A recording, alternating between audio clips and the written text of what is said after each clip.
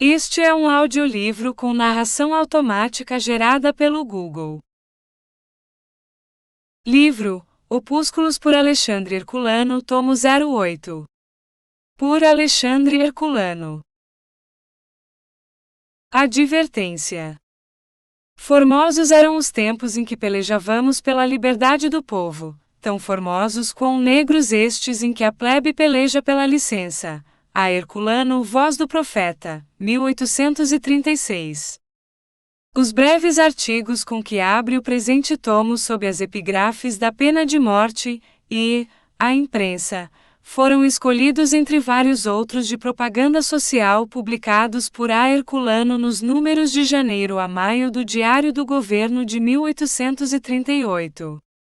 Entendemos que devíamos recolhê-los nesta coleção por conterem a opinião do autor em assuntos de elevado alcance, embora resumidamente exposta.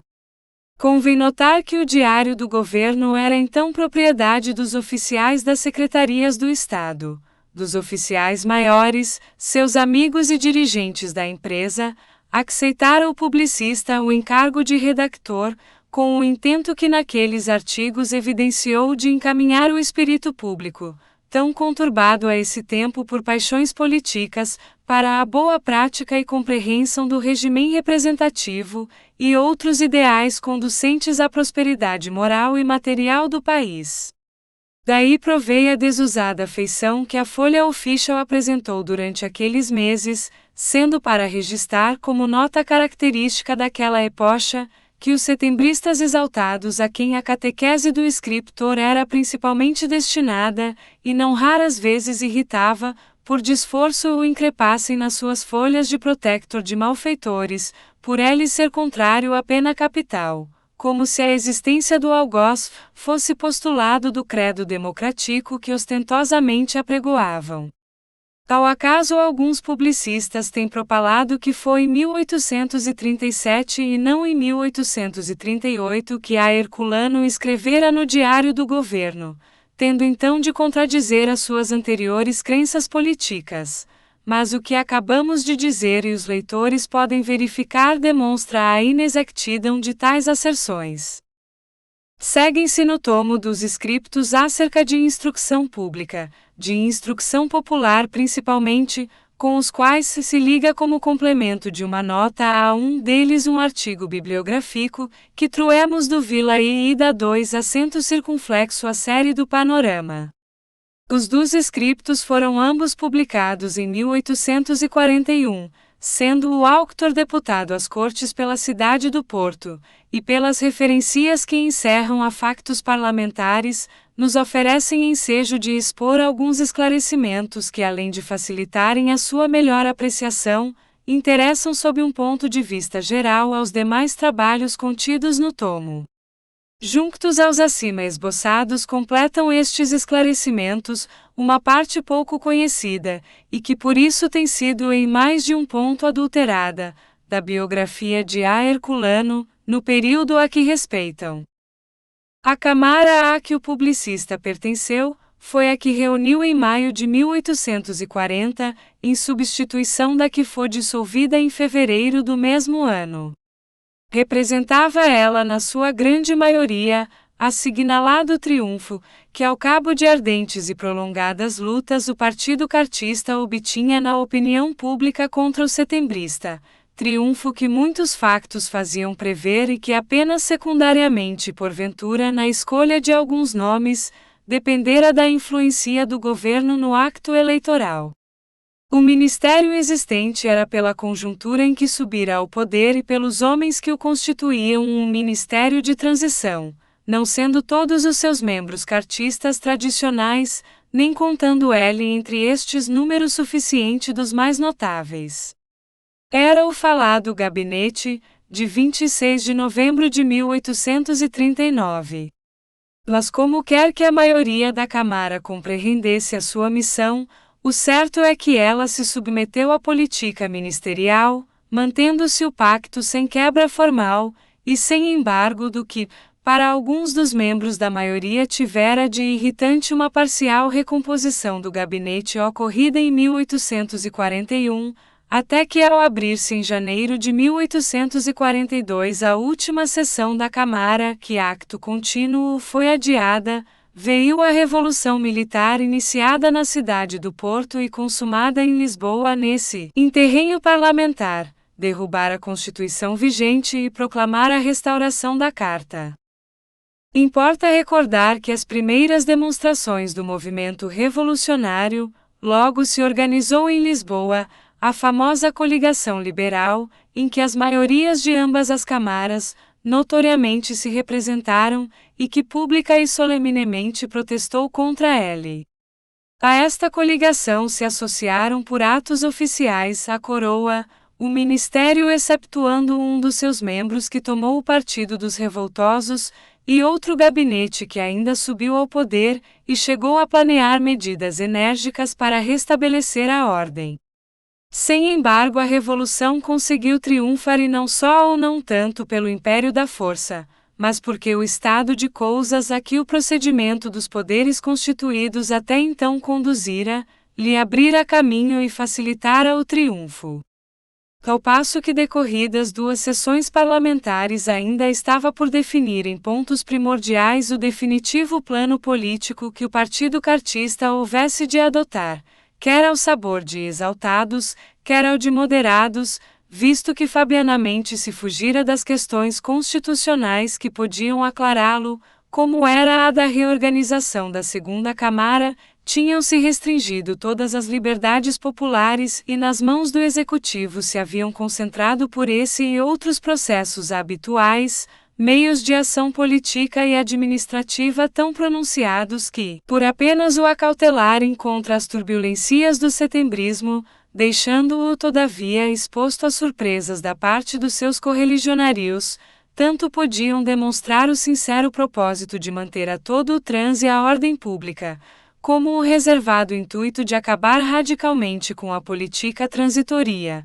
recorrendo sem temor de resistências a processos mais ou menos sumários. De modo que o procedimento do cartismo militar se reduziu a empolgar por favorável às suas conhecidas paixões, uma situação que lhe tinham criado e que de improviso não seria possível mudar.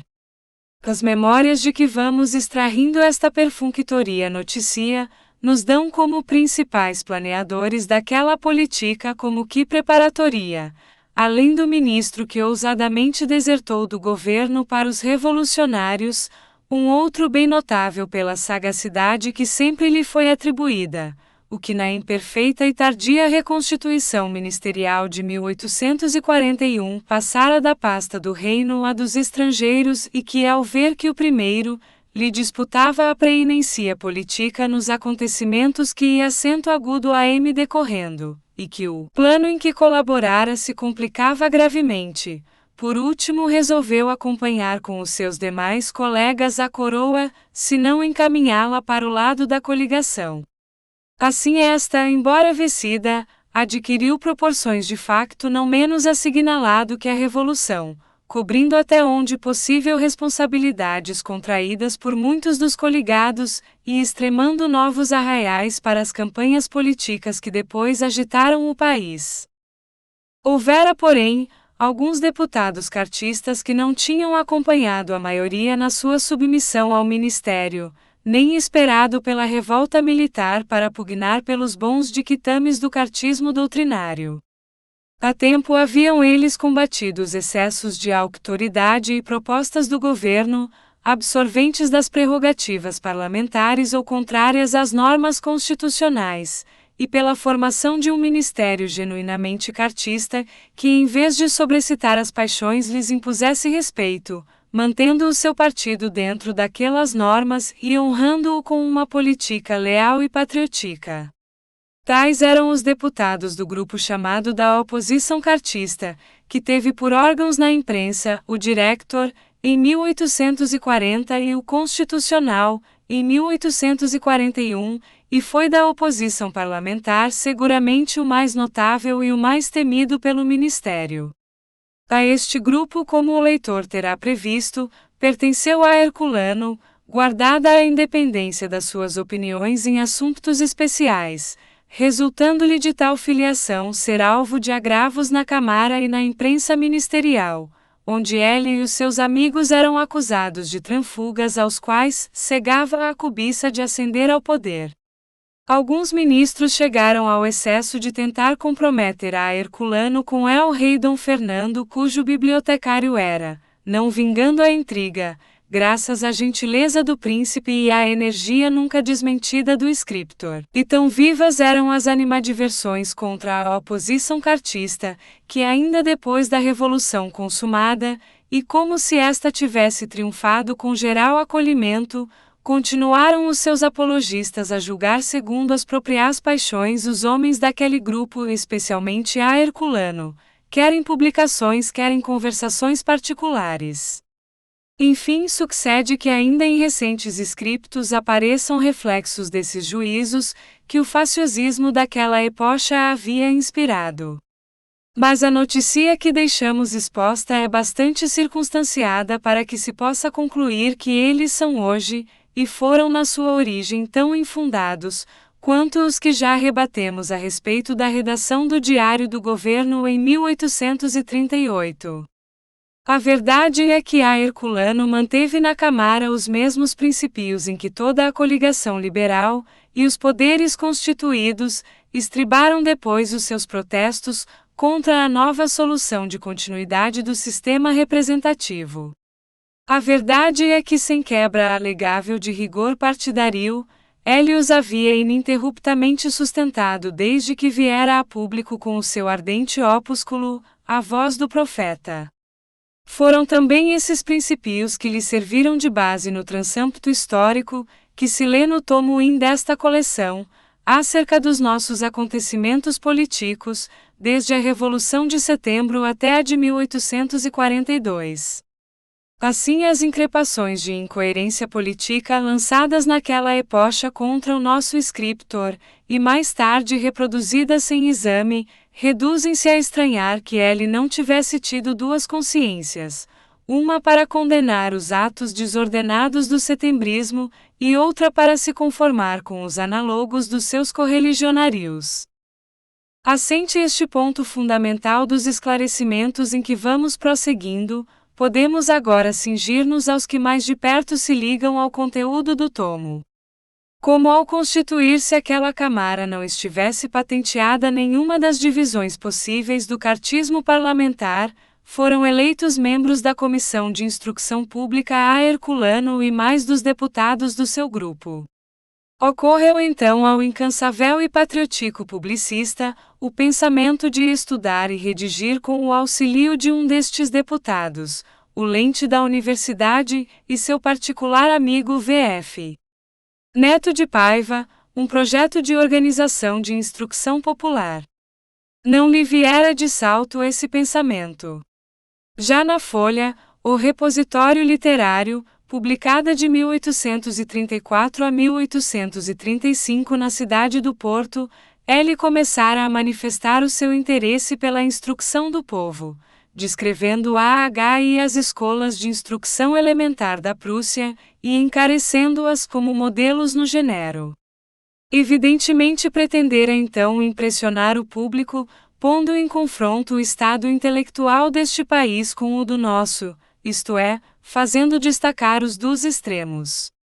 Em 1838 voltava ao momentoso assunto, por incidente em luminosa passagem do artigo sobre monumentos pátrios, publicado no Panorama, e no Diário do Governo, em uma série de artigos que não incluímos neste tomo por dispormos de mais completos trabalhos do autor sobre a matéria.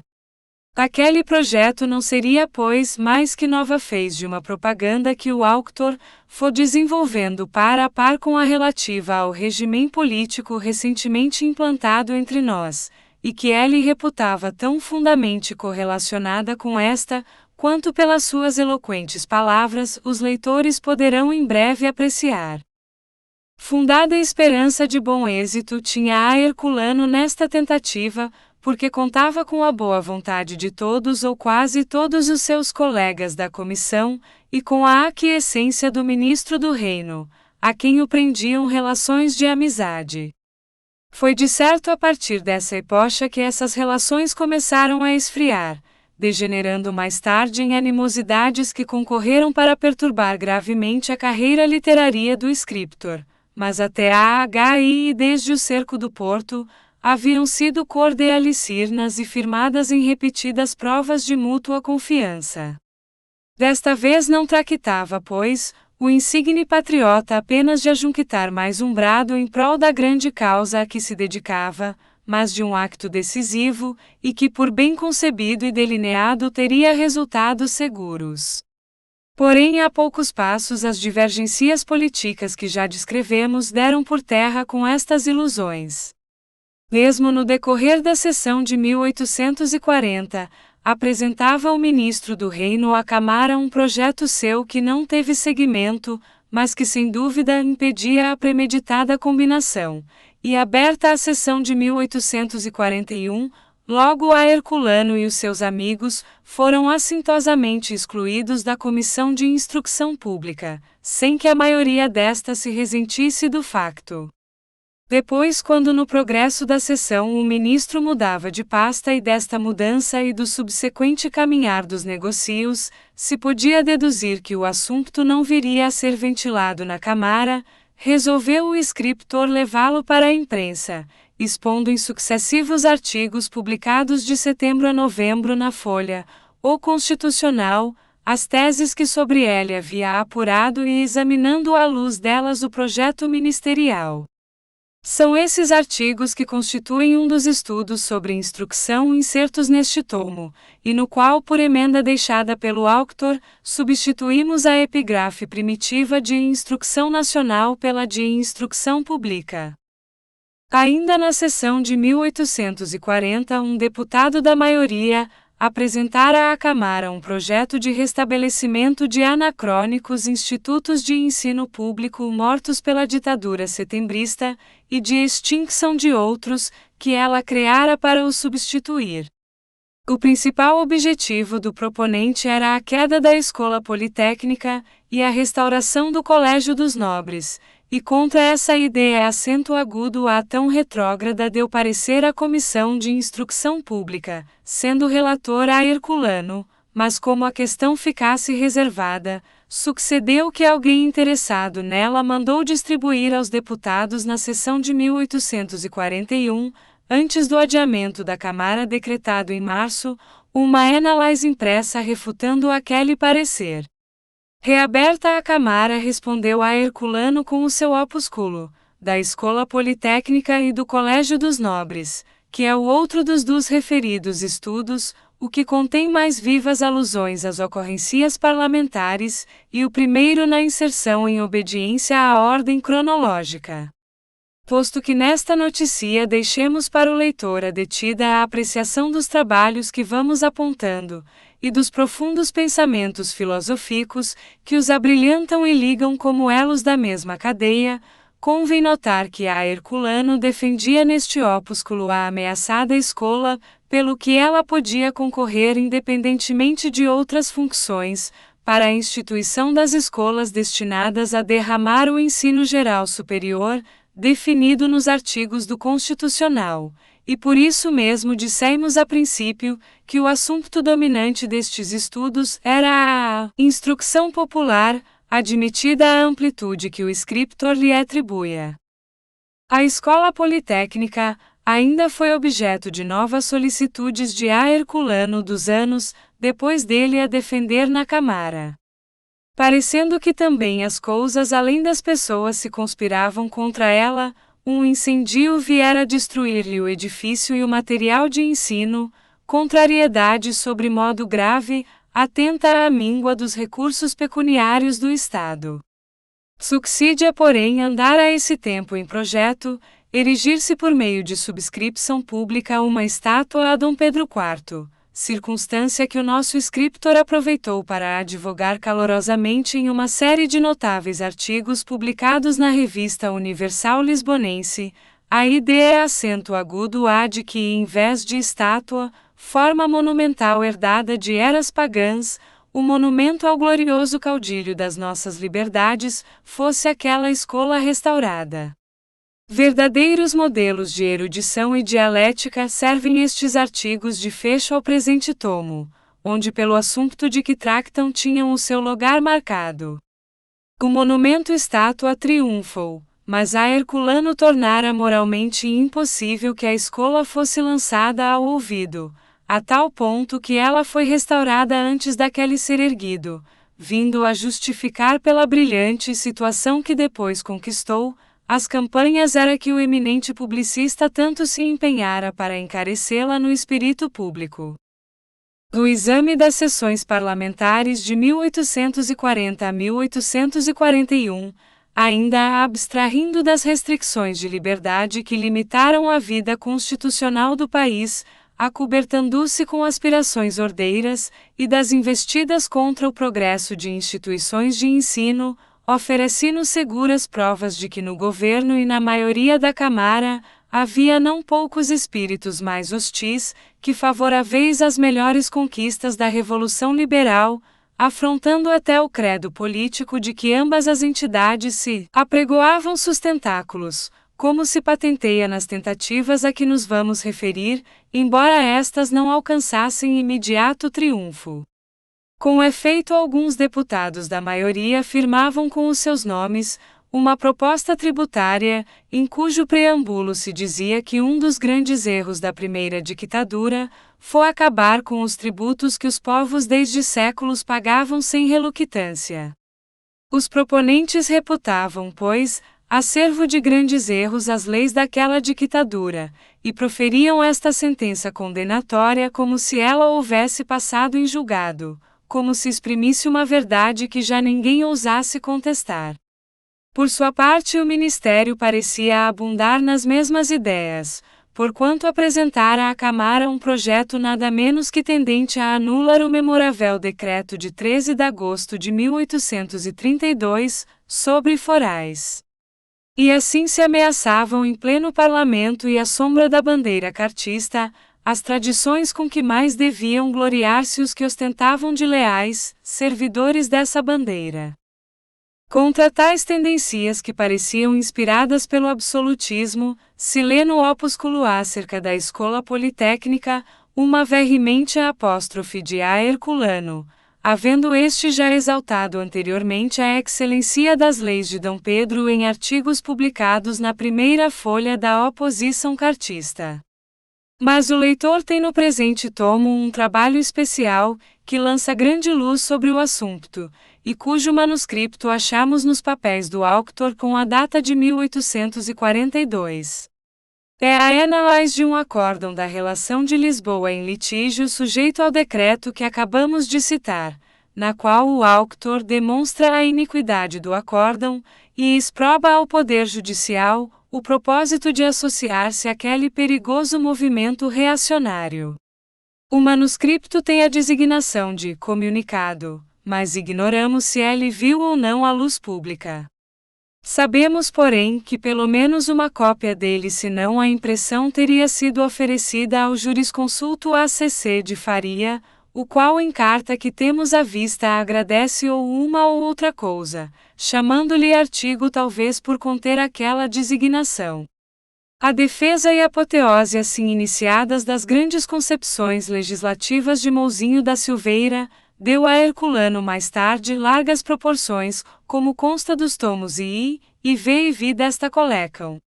É que no convulsionado período que se seguiu à Revolução Militar de 1842, havia o cartismo espúrio, que o caluniara de transfuga, conseguido realizar em parte as aspirações que manifestara na Câmara contra as leis de D. Pedro, não sendo para estranhar que tentasse prosseguir nesse caminho.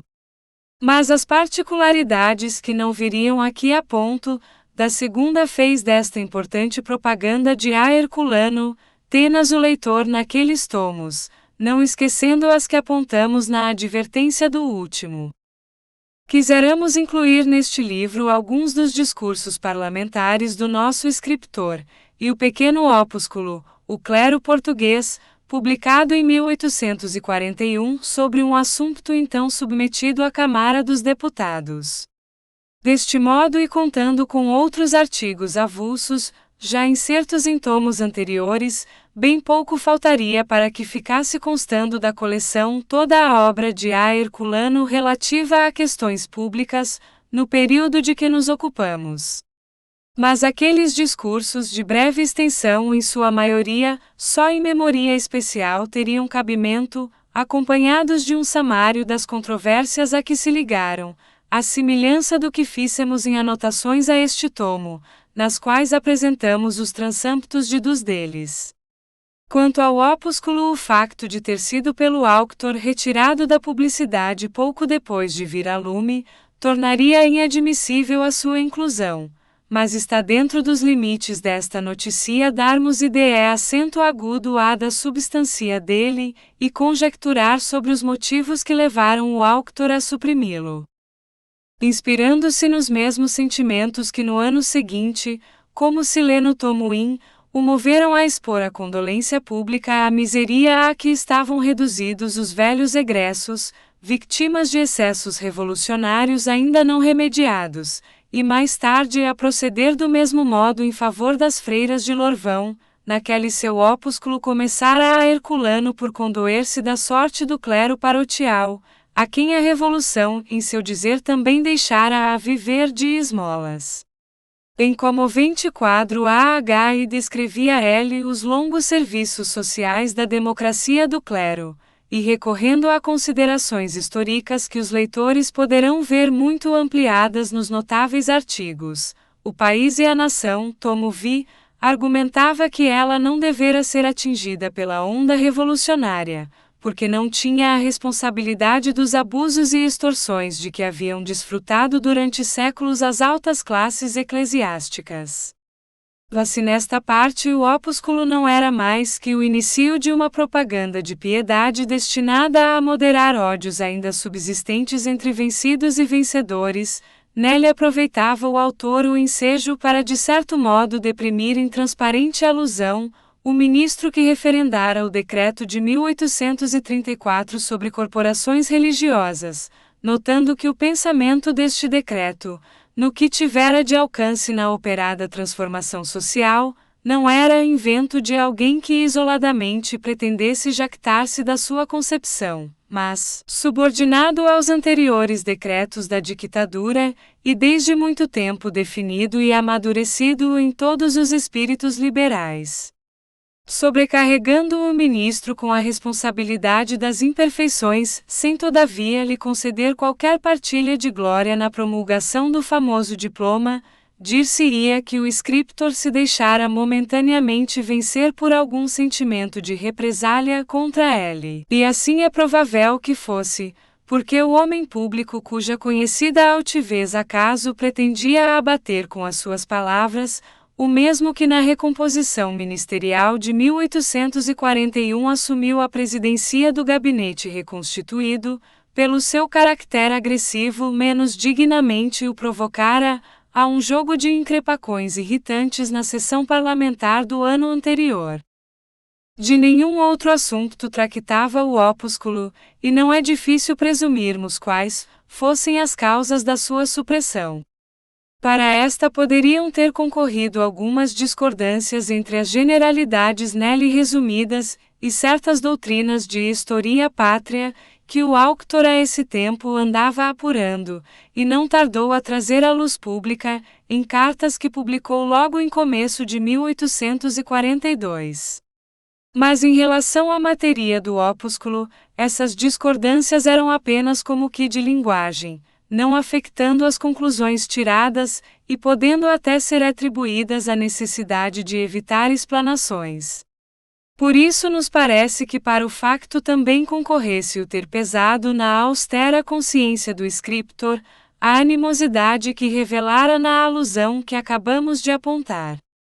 Sendo a Herculano como era o mais entusiasta e o mais ciente defensor dos grandes decretos de Dom Pedro, guardava sempre para segundo exame os pontos em que cumpria corrigi-los e desenvolvê-los, seguindo as mesmas normas no julgamento dos ministros que os tinham referendado. Não admiraria, pois, que ele tivesse retirado o opúsculo da publicidade principalmente como nota distoante destas normas, quanto ao valor de um desses ministros. Tais são os esclarecimentos biográficos que nos propusemos expor. De outros necessitamos agora tractar. Havia a Herculano começado a rever os seus dos estudos sobre instrução pública, fazendo leves... Esperamos que você tenha gostado desta prévia. Para continuar ouvindo este audiolivro no Google Play Livros, use o link na descrição do vídeo.